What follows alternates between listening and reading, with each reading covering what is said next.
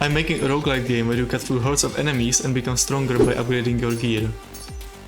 If you lose, you will have to start the chapter over, but you will be awarded with an amount of crystals based on the level you ended up in. Those work as a currency for the permanent upgrades and will help you reach the final boss of the chapter.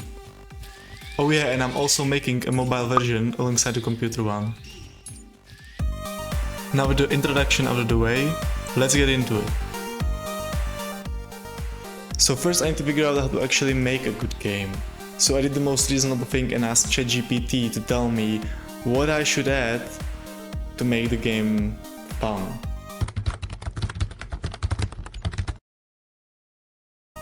So apparently it's something called game feel. And I made a small Microsoft Paint presentation to explain it better to you. So a game feel is essentially the feeling of a game. I know, no need to thank me. Here's a clip of me punching and then the same clip with some added game feel for you to have a visual reference. And exactly that will be the theme of this devlog. And you'll get to see what game feel can do in action. Because the game is pretty lame at the moment. So you naturally started by recreating the ugly prototype tile map, right? I mean, you're not gonna leave it as it is right now for the majority of the video, that would be really stupid. Well, unlike making tile maps, procrastinating is one of my favorite activities, so yeah. Instead, I made a much needed shooting animation for enemy because it's kinda hard to dodge a bullet when it magically appears in front of its face. What the fuck? Well, it still magically appears in his mouth, but gameplay-wise it's much better. Next I focused on making the game a little more interactive by adding these camera shakes when player dashes, kills an enemy or gets hit, and by making the UI a little more lively with animations. I also made everything a little speedier, because speed equals fun. But Adam, you really just need to make the tile map look better or the whole game feel will get compromised and nobody's gonna watch your devlogs or play your game. It's absolutely crucial that you make it as best as you can. Well, anyways, I did some attack animations. And I also gave the tank the ability to attack upwards so that he doesn't get countered like a Goomba from Mario by attacking from above. All of this great and all, but you have a problem. You hear that? Yeah. Nothing. Let's change that. Let's make some sound effects. So there are a number of ways to get sound effects for your game. You can either get them for free from the internet, let a professional do it, and substantially increase the quality of your game, or we can do it ourselves?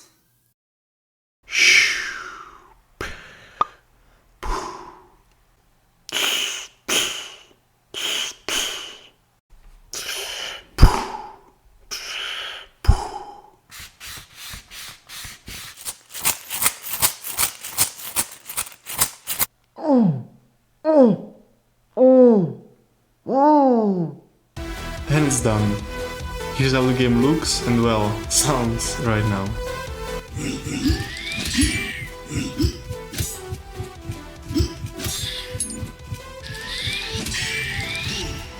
Well then, now that we've got the sound covered, we can finally focus on upgrading the background.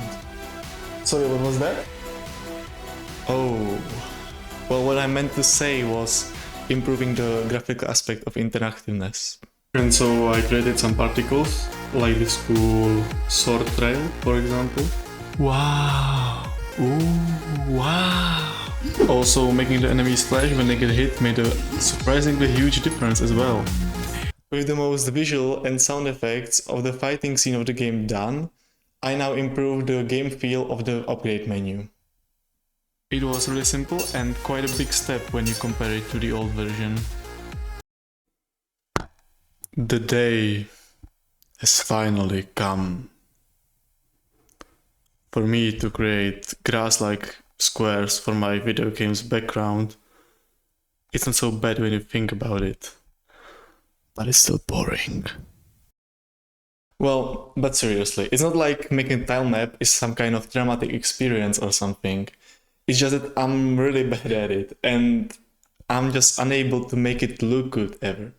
So that's why I joke around with it a little. Anyways, it's done.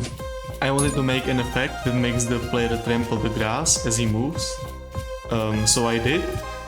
And it looks kinda bad, to be honest. Let me know in the comments if you think I should leave it as an option, for example. But defaultly I'll keep it disabled. And so after playing for a little while, I noticed that the gameplay gets a bit dull. I figure that's probably because in my game AI currently stands for an idiot. Now, I am a big fan of adding personal touches to your games, but maybe it doesn't have to be that obvious. So let's make the enemies that at the moment only know two directions, forward and backwards, into a bit more elaborate AI systems. I suppose it shouldn't be that hard to do, right? I mean, they are moving, so that's something, I guess. Well, I might have left my debugger code here, or I kinda broke this one.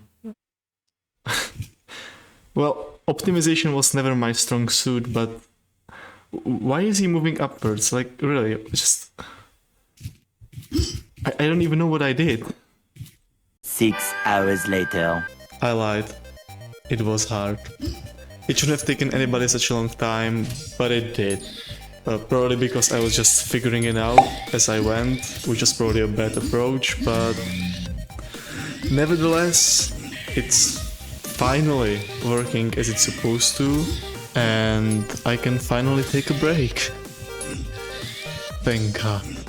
To wrap up the effort of this devlog, I finished the tile map with beach and sea tiles that will serve as the borders for the map.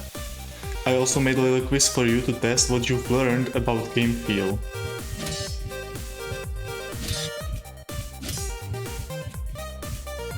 Hit that like button if you see the difference. But wait, Adam, so far you've only worked on the fighting scene and the upgrade menu for the individual campaigns. But at the start of this video you said that there are permanent upgrades that carry over. Shouldn't you be working on them now? Well, my dear viewer, let me show you the state of the permanent upgrade menu.